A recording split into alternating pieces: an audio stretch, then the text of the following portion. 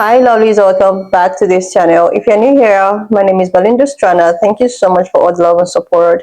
Don't forget to please subscribe to this channel, turn on notifications so that anytime I upload videos, you will be the first person to be notified. To my returning subscribers, to those people that share my videos, leave commentaries, and also educate each and every one of us, you guys are the real MVP.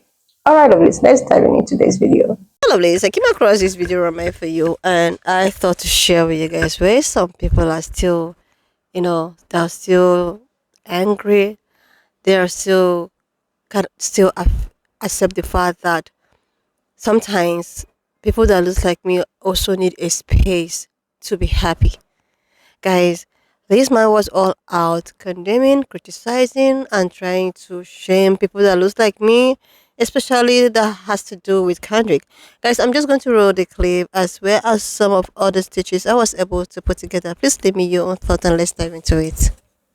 My quick little rant on this halftime nonsense. I mean, come on, stop with the ghetto crap. I'm done with the ghetto. I've had it up to here with ghetto. I know they want to say rap is this and rap is the streets and rap is the current and rap is the that. Look at jazz. The jump black and jazz blues artists. Give me the Count Basie band. Give me Duke Ellington's band. Give me the history. Give me jazz. You want to go black? Go art. Don't go ghetto. Let's lift the streets. Let's lift these kids off the streets. Enough with the garbage. Enough with the garbage. Enough with bringing these kids down into the garbage. Like that's the cool thing to do and this and that. No. Those gentlemen that created an art form, a gorgeous art form, those jazz artists, let's propagate that in America. Enough with this bullshit. Who in the NFL hired this act? And Sam Jackson monkeying around. I mean, I'm sorry. It just repulsed me. It absolutely repulsed me. What was the point? What's the point? Let's lift the kids. Let's give them something to aspire to, talent to aspire to. Let's train them in instruments and jazz and stop this rap crap that everybody thinks is the new Shakespeare. It's not. It's garbage. It's not lifted. It's down. It's down. You have such great musicians, great black jazz musicians and other musicians that could have been used. And instead of this crap, what are they trying to do? What's the message? What's the message in the collard greens? Tell me. This ghetto crap. I'm done with ghetto crap. Lift the streets, man. Lift the streets. And black brothers and sisters, you've got so much talent out there. Lift the streets. Teach your kids dignity. Let's bring them into dignity instead of the street. Now that you felt compelled to tell us your opinion, the C-list, D-list level actor Robert Davi, I just want us to scroll down memory lane a little bit so we can discuss. You know what I find interesting is when you start to dictate a group of people as seeing ghetto as trashy, and yet you don't realize that everything that those people deal with or have to deal with, whether it's personal choices or systemic issues, that is also stigmatized as ghetto and trashy. So let's look at your personal life, matter of fact, right? Were you not a person that, because like I said, you're a C-list, D-list level actor, apparently a singer too, supposedly. I'm not too sure about that. Never really heard how good that sounds.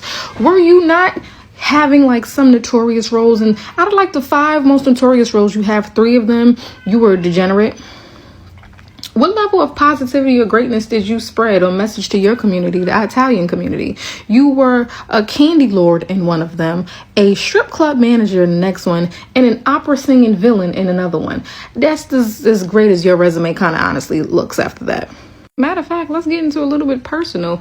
Just about how ratchet you are personally. How many marriages do you have? I believe you're on your current one, which is your 4th one, right? And how many kids do you have? You have about, 6 kids spread out between 4 different women. And every single time around the year that you divorce, you wind up remarrying within that same year. It seems like you have a little ghetto and trashy behavior yourself lingering around, don't you think? I think it's kind of convenient that every single time, right around in that same year, you get divorced from one, you hop and get married into another one. One could, possibly come to, an assumption may not be true that wherever you left your hat was your home, and you have a thing about turning 304s into housewives, but seemingly doesn't seem to possibly work out for you. How does that look at that? Matter of fact, let's get into the culture background of you. You're Italian, right? And I understand that you were born here. But make no never mind that even though your daddy did immigrate over here, your mama was born here, but her parents immigrated over here. And it was around that time that she was experiencing the same level of discrimination in this country that black people do. And she was called, and her family was called some of the same things. Violence, ghetto, trashy, criminals. You had your own racial slurs. Well, ethnic slurs, I would say it personally. You were seen as dirty. You were seen as beneath them. And it wasn't only till I would say maybe a 5-year grace period before you were born, Mr. Davy, that your people finally began to have access to the translucent community's privilege that you never had before. You were known as notorious. Yet we're having this conversation. And while you have a conversation about somebody else's culture, jazz, that you seemingly love so much, please remember that it was my ancestors that created jazz. And it was my people who had to let their music be called jungle music, ninja music, and it was devilish and satanic. Yes, I believe all of those things. So while you were sitting here demonizing, disrespecting, and calling Samuel L. Jackson a slur, a man that has been a part of the struggle and has showed up positively for his community, calling Kendrick Lamar trashy, a man who is known as one of the most conscious mainstream rappers that we have. Ask yourself, did you really listen, or are you just truly choosing to be ignorant and a bigot? An unattractive one at that. Going to disrespect those two men in my community? Not Samuel L. Jackson, the usher at MLK's funeral, I believe, the once Black Panther person, activist, the man that's been married for 44 years and has one kid with his wife. Not Kendrick Lamar, one of the most slickest artists and rappers that we have, the Pulitzer Prize winner, with all the Grammys, with all the accolades, and has 2 children with his high school sweetheart. Not them people. Not them people that stay out the way and out the limelight. Not for your little ratchet ass. Boy, I tell you, you little chalk night crawlers got a hell of a nerve. So I watched the Super Bowl last night, and I can't believe halftime. You know what? I can't believe how racist halftime was. Black people complain about the fact that white people are racist. Can you imagine if they had a white singer on there that had all white dancers, not one black human, and that would be crucified? Not okay. Where are we at in this country? My black girlfriend called me and went, that was the most racial shit I've ever seen in my entire life. And who the fuck is Kendrick Lamar? He needs to shorten his pants, too. He looked like he got up out of bed, put his dirty jeans on, and did halftime. What was that? And Samuel L. Jackson, shame on you. Not okay, people. Just halftime. I watched that video on top of this page, and it sent me down a rabbit hole. People complaining about the Super Bowl halftime being boring, racist, and not being able to understand it. So I took the liberty of writing down a few things that I remembered off the top of my head. 2004, after the nip slip incident, the NFL said we were going to pick safe people to perform a halftime event. So 2005, first up was Paul McCartney and Sir Elton John. All white performance, no black performers whatsoever, and one of the lowest performances rating wise ever in Super Bowl history. 2006 was the Rolling Stones. Again, no black people performing whatsoever. Again, low ratings. 2008, Tom Petty performed. Again, all white performers, no black people whatsoever. 2009, Bruce Springsteen performed, finally got better ratings, and we'll give him half credit because in one song, he had a black chorus from a black church perform with him. 2010 was The Who. Again, all white performance, no black people whatsoever. Now, I think the first question is, all those performances that were very, very white, would you consider them racist? We obviously know they were boring because they got low ratings. Secondly, if Kendrick had picked a white person to perform alongside him or somebody in the LGBTQ community to perform with him, would they be a DEI pick?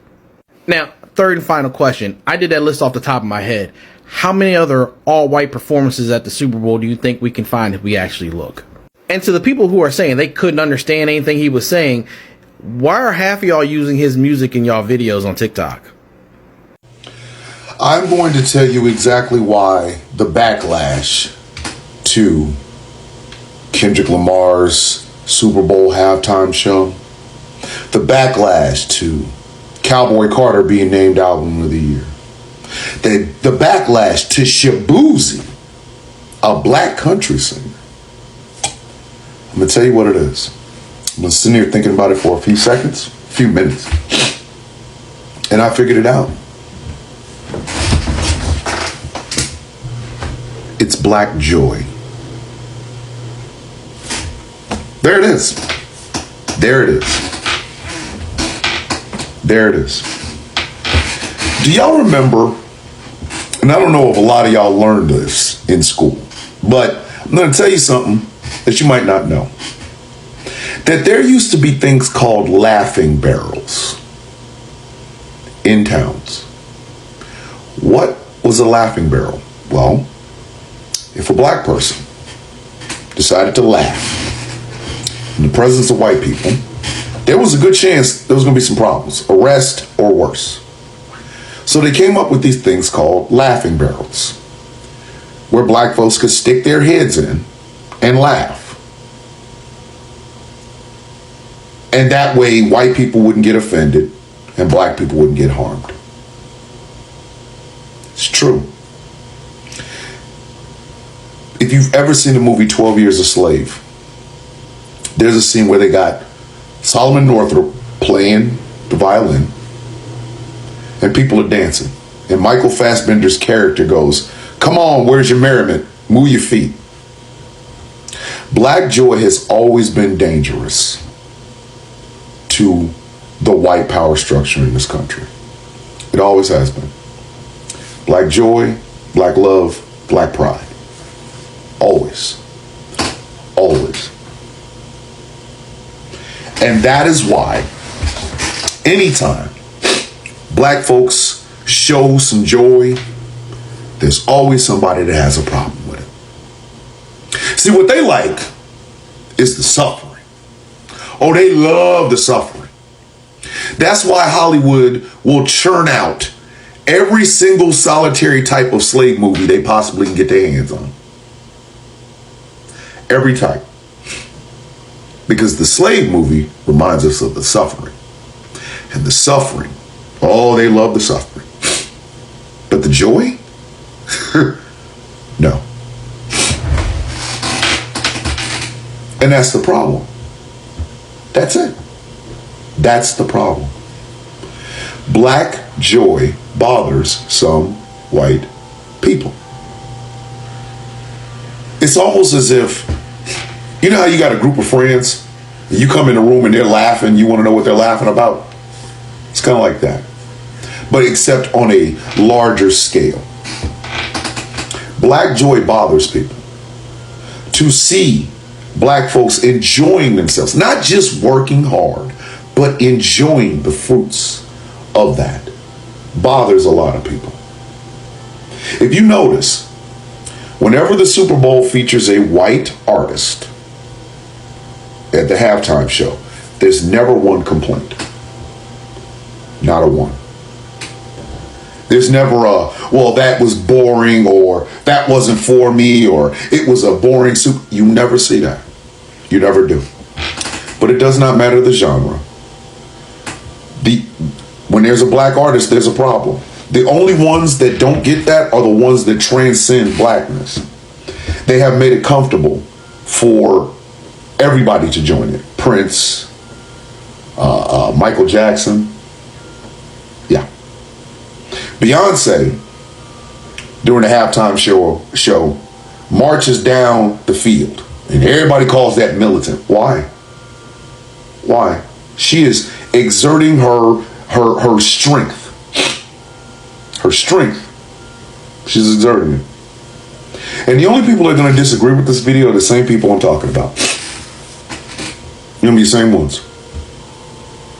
We don't constantly want to have these conversations about race, but we also do not want people to pretend like it's not there. What you saw in Kendrick Lamar's show, which, by the way, according to the data, was the most watched Super Bowl halftime show in history. 133.5 million people tuned in to view it. Go look that up. Go look that up.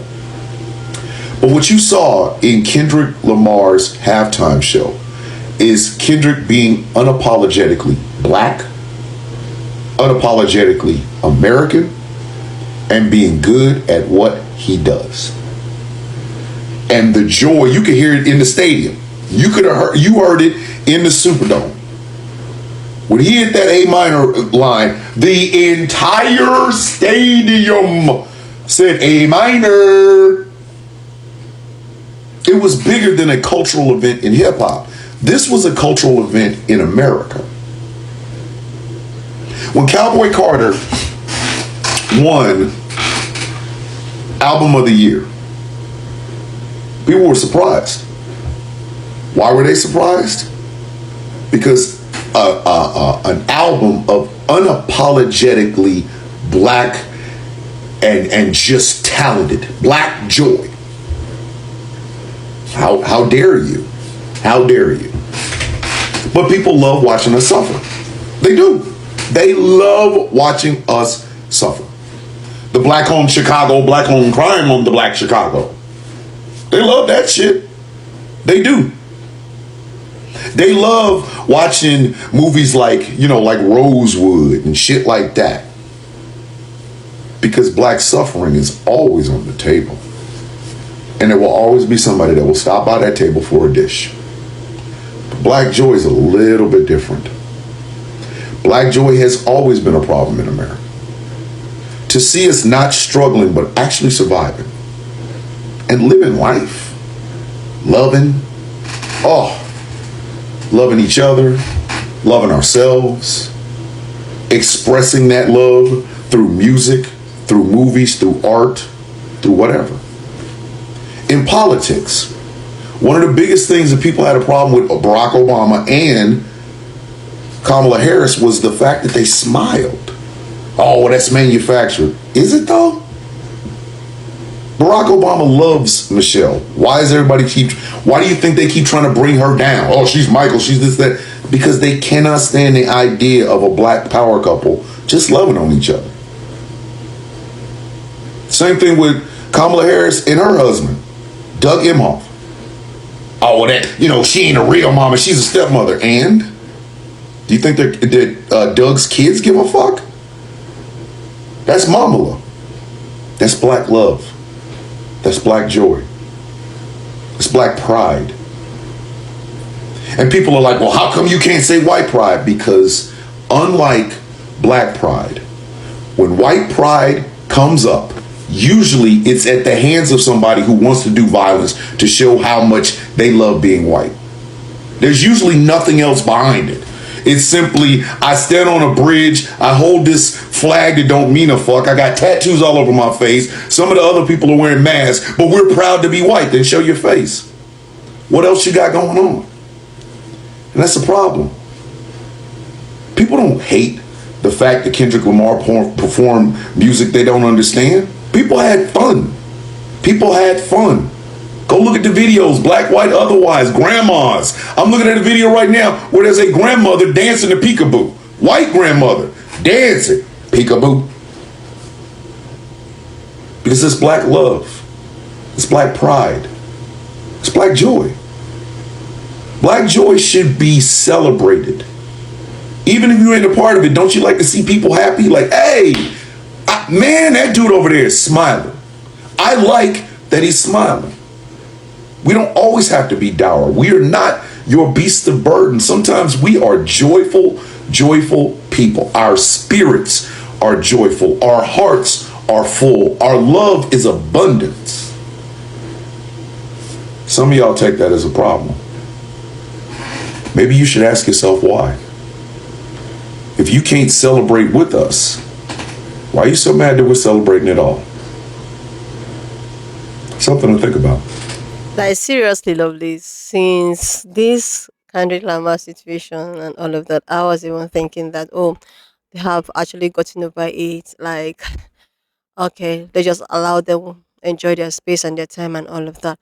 But there is this still particular set of people that still cannot fathom the fact that, you know, people that look like me still actually need a space to, you know, to express themselves. People are just not having it with Kendrick and Beyonce.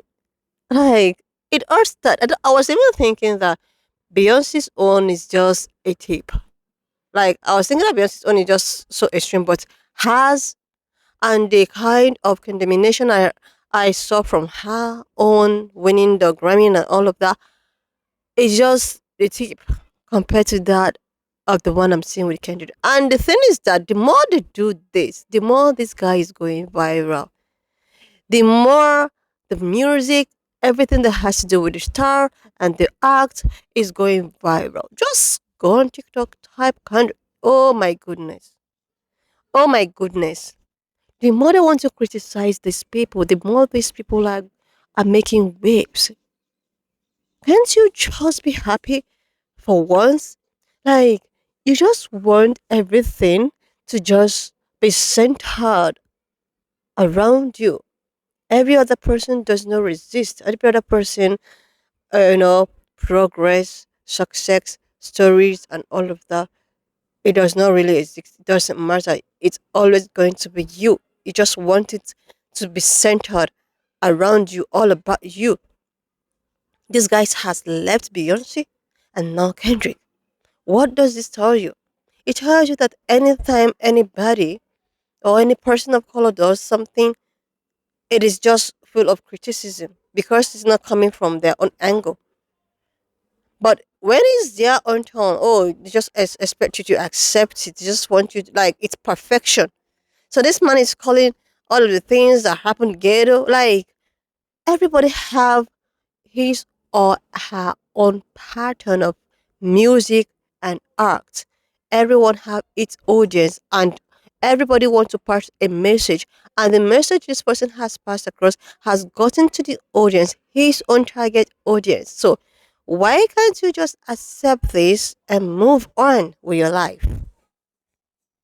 If you think it's too ghetto for you, is waste of time, is boring, is whatsoever, like, you could just pretend as if you didn't see it and move on with your life. You mustn't come and condemn something that people has actually been enjoying.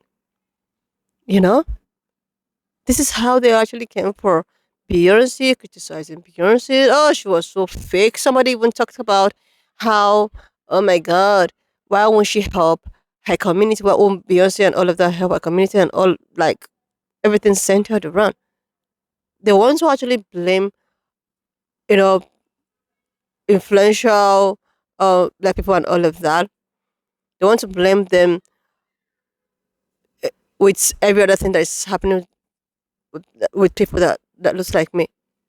The oppression and all of that, they want to blame it on these influential people. As if they don't know the roots of the problem, right? They are not even done criticizing Beyonce and her country music and how she's not country enough, and how she don't sound country, and how she's not supposed to win the award, on how she's so fake, on how, oh my gosh, she's a billionaire and she's so, oh my goodness. And now it's Kendrick. Why must you always look for a, like, why must you always criticize anything that has to do with, it's just giving jealousy, it's just giving, oh, you guys are not fitted here, you're just giving, you don't belong here. But the thing is that there is nothing you can do about it. There is absolutely nothing you can do about these people have done their thing and it's dusted. The only thing that you have to do is just to keep on whining. If they don't call, you know, people that looks like being racist and all, they even goes as far as saying that there is no single, pen color, which so many people prove them wrong. Like, and even at that, what, like, and so what? And so what? Now this woman right here talking about how racist. What is racist in that? You know, People are trying to celebrate their culture. People are trying to tell their story. People are trying to, express themselves through their career and music and lyrics. Now you guys are just bent on criticizing and criticizing and criticizing until when you're done criticizing, you look for a way to steal it, you turn it to be your own and all of that. There are some people like this who probably do not want to change. I am not even saying all of them because there are so many, reasonable people that when they are talking, I just listen, you know? Seriously. If they don't call it racist, they call it ghetto like. Okay. So, what do you want us to do right now? What is your problem? Like, move on already, you know? You guys must actually look for ways to criticize and point and gaslight and try to make people to not listen to the message that they are actually passing across. The 40 acres. Like, you people do not, people like this exactly, I'm not even saying all, some of them don't like it when the truth is being said. They just want you to just pretend. This is just giving narcissist behavior. Anyway, lovelies, why not just leave me your own thoughts in the comment section of what you think of this video? And please do not forget that we do not support any form of bullying and harassment. We're just here for educational and informative purposes. So guys, if you've not subscribed to this channel up to this extent, do your girl a huge favor to click on the subscription button, like this video, and I will see you lovelies when I upload the Watch next up to one. this extent. Thank you so much for all the love and support. Why not just leave me your own thoughts in the comment section of what you think of this video. And please do not forget that we do not support any form of bullying and harassment. We are just here for educational and informative purposes. Alright, lovelies, so please share, subscribe, and I will see you lovelies when I upload the next one.